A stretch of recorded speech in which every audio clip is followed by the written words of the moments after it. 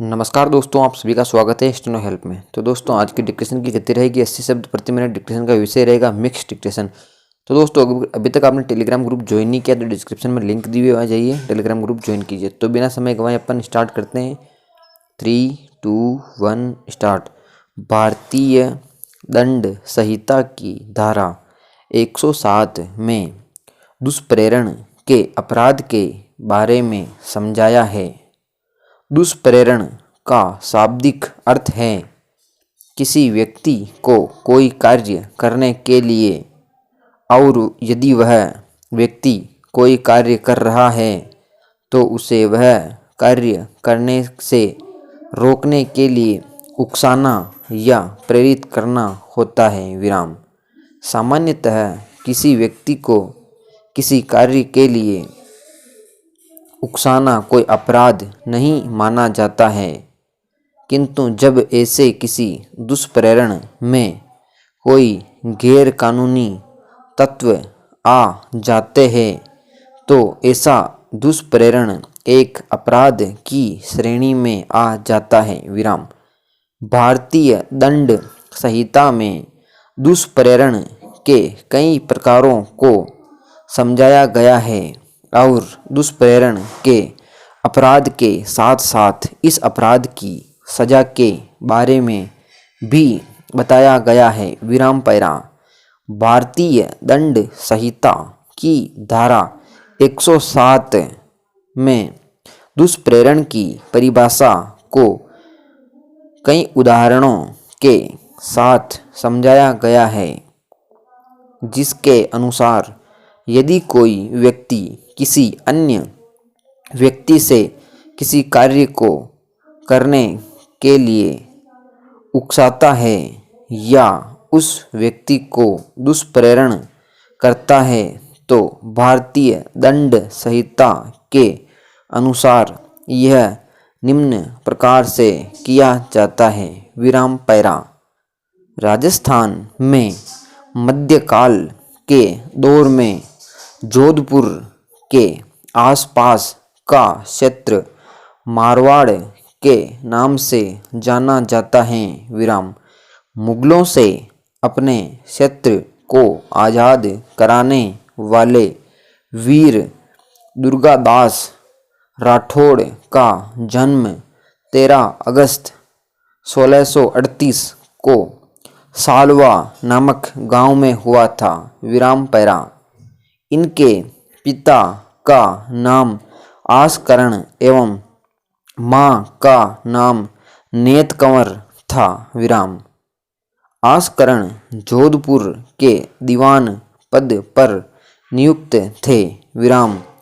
इतिहास के प्रसंगों के अनुसार राजा आसकरण के कई पत्नियां थीं। अधिकतर नेतकंवर से ईर्ष्या के भाव से रहती थी। इस कारण दुर्गादास के जन्म के बाद उन्हें पास ही के गांव लुनवा में भेज दिया। विराम। यहीं राठौड़ की परवरिश हुई और बचपन बीता। विराम पैरा। देशभक्ति और अपनी मातृभूमि के लिए जान अर्पित करने का जज्बा व सीख दुर्गादास को अपनी माँ से मिली। उन्हीं के संस्कारों का परिणाम था कि राजस्थान के इतिहास में इनका नाम अमर हो गया। विराम पैरा। जब वे जवान हुए तो दीवान के रूप में जोधपुर रियासत में अपनी सेवा देने लगे। विराम पैरा। 1 जुलाई 2017 से पूर्व किसी भी सामान पर केंद्र एवं राज्य सरकार के द्वारा कई तरह के अलग अलग कर लगते हैं, लेकिन जीएसटी आने से सभी तरह के सामानों पर एक जैसा ही कर लगाया जाएगा। पूर्व में किसी भी सामान पर 30 से 35% तक कर देना पड़ता था। कुछ चीज़ों पर तो प्रत्यक्ष अप्रत्यक्ष रूप से लगाया जाने वाला कर 50% से ज़्यादा होता था। विराम। जीएसटी आने के बाद यह कर अधिकतम 28% हो गया, जिसमें कोई भी अप्रत्यक्ष कर नहीं होगा। विराम। जीएसटी भारत की अर्थव्यवस्था को एक देश एक कर वाली अर्थव्यवस्था बना देगा। विराम पैरा। फिलहाल भारतवासी 17 अलग अलग तरह के कर चुकाते हैं, जबकि जीएसटी लागू होने के बाद केवल एक ही तरह का कर दिया जाएगा। विराम।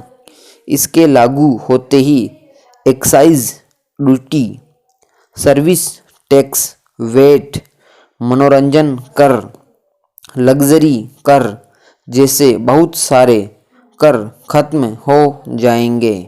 विराम पैरा। जीएसटी लागू होने के बाद किसी भी सामान और सेवा पर कर वहाँ लगेगा जहाँ वह बिकेगा। विराम।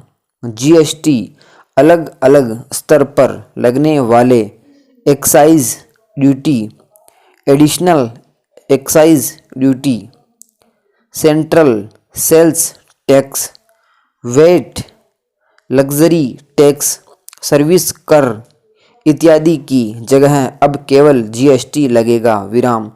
जीएसटी परिषद ने 66 तरह के प्रोडक्ट्स पर टैक्स की दरें घटाई हैं।